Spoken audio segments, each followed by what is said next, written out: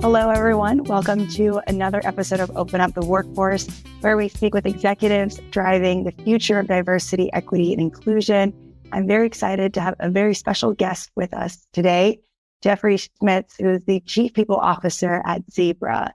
Jeffrey, you've had an incredible career driving so many aspects of business, from product management, executive leadership, operations, business development, marketing, and sales.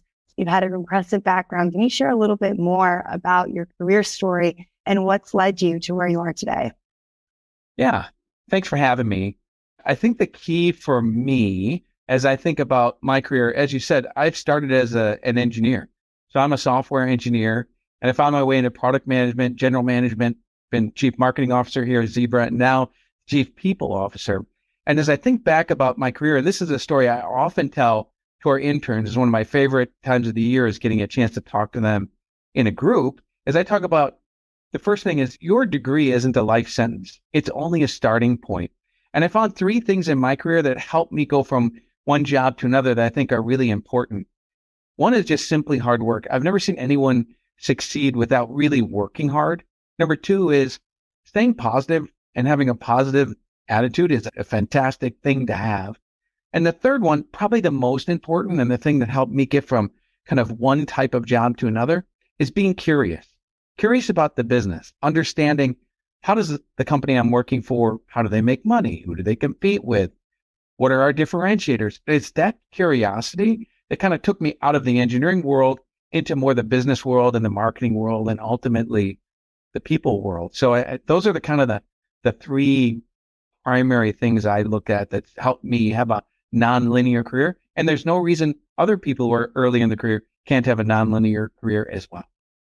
Thank you for sharing. And I resonate with so much of that too. My background initially was in research and economics, and I've shifted into this space as a startup founder by being curious, like you just shared. And I don't think there are very many chief people officers who started off as an engineer. So would love to hear, how is that influencing your leadership as a chief people officer? Yeah, I think that one thing that's helpful to be in different environments, not just in different disciplines, but in different situations. I started my career actually in manufacturing, and I worked a fair bit doing software code on the manufacturing floor. I worked in R&D, and then I've worked on the back office as well. And I think having those different environments, you run into different people. And I think one of the keys is really having that different perspective that people might have, putting yourself in other people's shoes. And I think it's such a powerful part of having a different perspective. And I think it certainly helps as a chief people officer to have a little bit more empathy and maybe be a little bit more open to doing things differently than you might do them, or seeing how someone reacts differently to different situations. And I think that's quite helpful as we think about inclusion and diversity as well. I couldn't agree more with that. And I think that, when you're a chief people officer, from my understanding, you really have to get buy-in across so many different teams. So to be able to speak language and be in that mindset of different industries, parts of the business departments, I think that's really powerful and a strong toolkit that you have. One question that I have, it's kind of a big question, I would say, is about some of the biggest challenges that companies are facing when creating diversity and equity and inclusion in the workplace. We'd love to understand, how are you approaching these challenges as well? Sure. Let's talk about maybe what a couple of the challenges are that I see. And by the way, I think everyone's at a different point in the journey. There's companies that started on inclusion and diversity in the 60s and 70s, and there's companies that have started in the last few years. But a couple of challenges that I see start with really the idea of, how do you create an inclusive environment? You can talk about diversity and you can hire diverse candidates, but unless you start with an environment of inclusion, it's going to be really difficult to make people want to stay in the company. So the starting point really is about, how do you create that inclusive environment? And the second part is, and challenge is, how do you get diversity? How do you attract the right talent? And how do you keep that talent? And when I think about that at Zebra, where we focused is, many people talk about DE&I or D&I. We talk about it as I&D, inclusion first. And we really started with trying to change our really strong culture and embed the idea of, having an open dialogue, looking at things from different perspectives. We've added ideas about having courageous discussions and pulling that into the environment, into the culture. So we created a more inclusive environment, and it's really paid off, because as we look at our surveys over the last few years and we ask our employees, our 10,000 employees, hey, how do you feel about how we're getting after inclusion, diversity? Do you feel like your manager and the executive team are supportive of inclusion and diversity? We get really good scores. So I think that's been really helpful as a foundational element, and I think it's core. The second piece is diversity. And I think when it comes to diversity, the starting point for any recruitment, in my mind, always comes from your existing employees. What we have found from our data is the most diverse candidates, the best performing candidates and employees, and the longest lasting, and people who stay the longest, actually come from our own employees. So I think we all need to be part of attracting diverse talent. Everyone in the company is part of that attraction, but we also need to make ourselves, more attractive and make sure that we are, representing this strong, inclusive culture externally and reaching out through our diversity outreach partners and partners to bring in more diverse talent is important. Also, when you bring that diverse talent in from a interviewing perspective, you want to make sure that you've eliminated bias. So bias training is important so we can make the best decisions, hire the best candidates, and give underrepresented groups a fair shot at the opportunities we have. And then once they get here, we need to make them feel a sense of belonging. And one thing that helps us there is some of our ERGs, or what we call them here is our inclusion networks, right? So making sure people feel comfortable and feel a sense of belonging here is helpful. And that's one of the things that our inclusion networks can help do. And then lastly, I would say it's one thing to create an inclusive environment. It's a second thing to say, hey, we're going to bring in diversity. But then the next step is, how do you get diversity at every level? And the best way to do that is to develop that talent internally. So we need to have the right development programs so that everyone, including underrepresented groups, can have the best possible career here at Zebra and prepare themselves for the next opportunity up the ladder. And we get diversity at every level. Thank you. That's such a holistic approach to this process, thinking through diversity at every level and really inclusion. I think that it makes me think about, when putting inclusion first, especially my co-founder and I, two women of color, from our own experiences entering the workforce, we get excited about an internship, but do we have a mentor, an advocate, a sponsor who looks like us, who can guide us through that experience? And we noticed that you have a really powerful early careers program. So would love to understand, how is that strategy woven in to your diversity and inclusion? And maybe how do you measure success? Yeah, I think there's a couple of things to talk about here. One is, let's start with our inclusion network, and then let's talk about interns. So we do have a inclusion network called EDGE.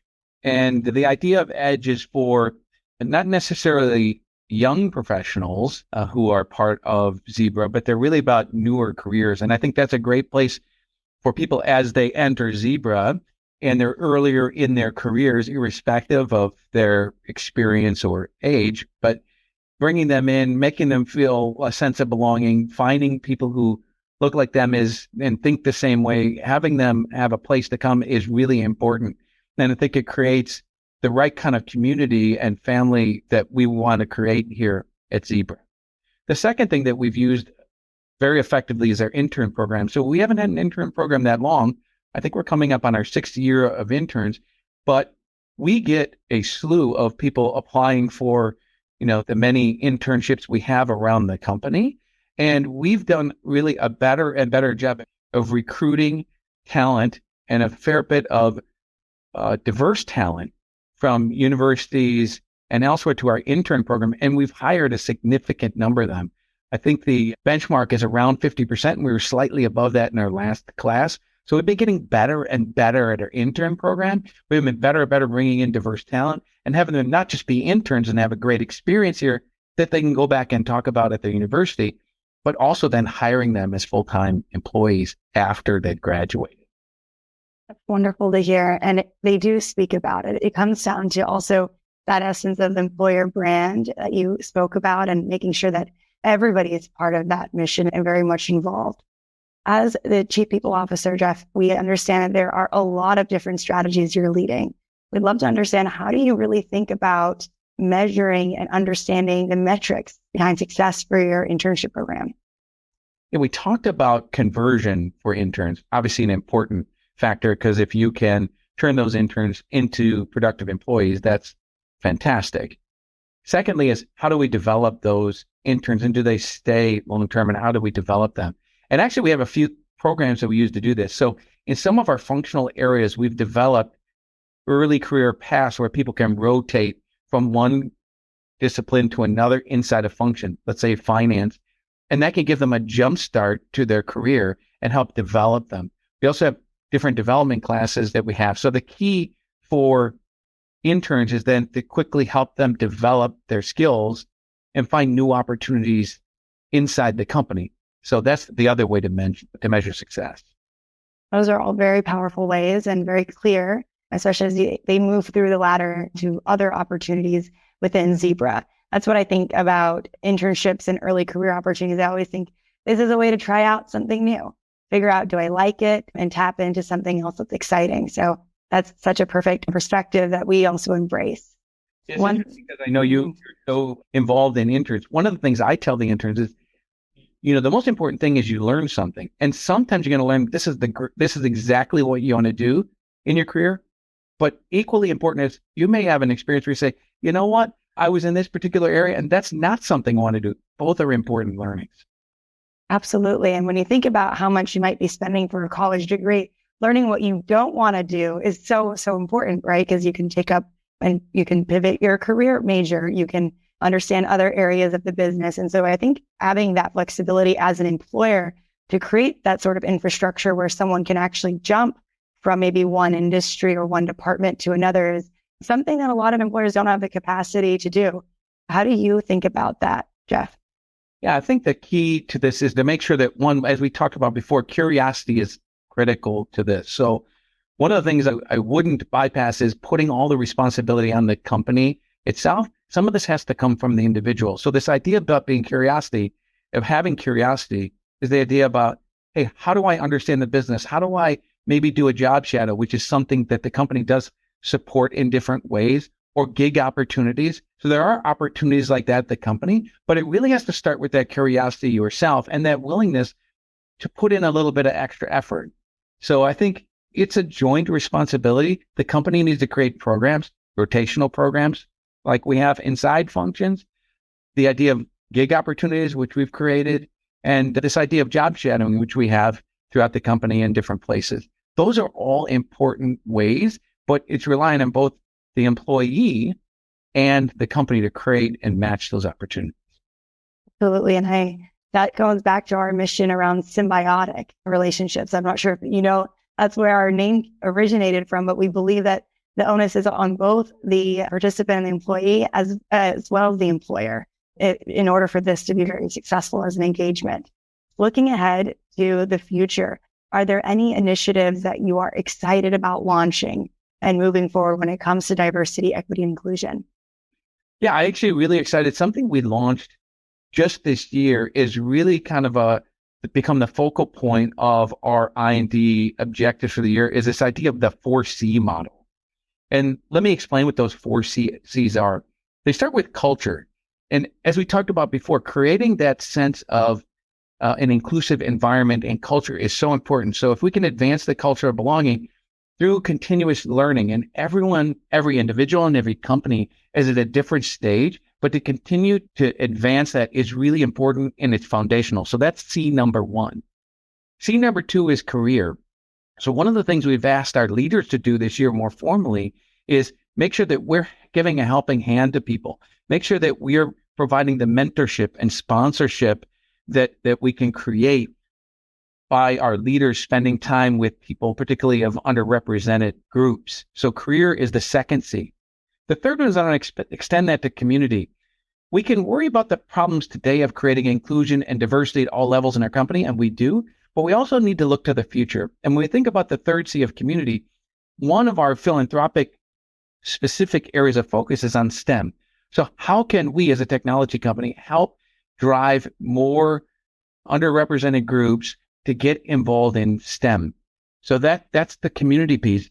And the last C is customers. So we work with a lot of very large customers. 40% of our business in retail, we work with the largest retailers in the world, and many of them are large employers, as you might expect. And how do we help get involved with their ESG and I&D activities is important, but just as important, and a place where Zebra can really lead, is we have 10,000 partners. And often they're smaller companies where we can really raise the bar on I&D and ESG, and we need to take that opportunity. So we're using this kind of new concept of these 4 C's as a rallying point for the next phase of our inclusion and diversity program. Thank you for shedding light on the 4C framework. And I love to hear customers being one of those C's, especially as the startup. Really, the customers that we work with are representative of who we like to do business with, but also so important as we develop the work that we do. At Symba, our mission is to #open up the workforce. And to us, that means creating equitable access to the workforce and wealth creation. Jeff, I know you've hit on so many different initiatives that you're working on. Would love to know, when you think about this mission, what do you think needs to happen for us to open up the workforce? Yeah, I'm going to go back to the 4 C's because it's so foundational for us. And maybe we'll start at the beginning. The idea of community is important. How do we create opportunity for people, not starting once they're in the workforce or once they're at university or once they're ready for a job change and maybe or job training? How do we start with kids, right? How do we start kids, even if it's on literacy, which is one of our significant focuses? How do we involve ourselves in the community to create interest in the kinds of careers that exist at Zebra? That's important to us. And I think it's important to get underrepresented groups involved in that early, because often they're left behind right at the beginning. The second thing, as I've said a couple of times, is just so foundational, I just can't ignore it, is this idea of the culture. We've had a very strong culture at Zebra. I read an article recently that enterprises value, 30% of their enterprise value is in the culture. And we have a really strong culture and a great story to tell, because if we look at Zebra's history, we were a $1 billion company who bought a part of another company that was 2.5 times our size, 2.5 billion. And one of the challenges that we had right at the beginning was, if we're going to take a part of a very big company and merge it with a relatively small company, we're going to have culture problems. And one of the greatest things our current executive chair did is he made a decision to build our own culture from the ground up at this critical moment. And that culture is very strong at Zebra. And infusing I&D into the culture is probably the most powerful thing we can do to have a long-standing impact at Zebra. Reducing bias, including others, creating a sense of belonging, and creating, the kind of inclusion groups we have is just foundational. And then next, we know that in the perfect world, our succession plans would be littered with internal candidates. And we want to have the best qualified candidates. What that means, we need to invest in people's careers so that we can have people of all backgrounds, of underrepresented groups, prepared and ready to be the leaders of tomorrow. And lastly, we don't want to leave our customers behind. Whether we're following some of the biggest companies on the planet and participating with what they're doing and learning from what they're doing, or when we can influence the smaller companies that we work with that are our partners, that's our responsibility. So that's how I view that. Incredibly insightful, Jeff. And I'm feeling very inspired. I'm excited to see how the 4 C's really impact the things we do at Symba too. I feel like it's a framework that many teams can leverage as well and learn from in so many ways. Jeff, thank you for the impact that you have, the work that you're doing to inspire your team internally and to also really invest in the earliest stage of talent. I would love to give the mic to you before we wrap up if there's anything else you'd like to share. Ava, thanks for giving us the opportunity to talk to you. I think, one of the things I'd like to say is we're all on a journey. Everyone's in a different place. We've learned a lot. There's a lot of things that we can share, and we have a lot more to learn here at Zebra as we continue on this journey. And it's just a matter of continuously improving. And that's our goal. And again, thanks again for having us. Wonderful. Thank you so much, Jeff. We appreciate it.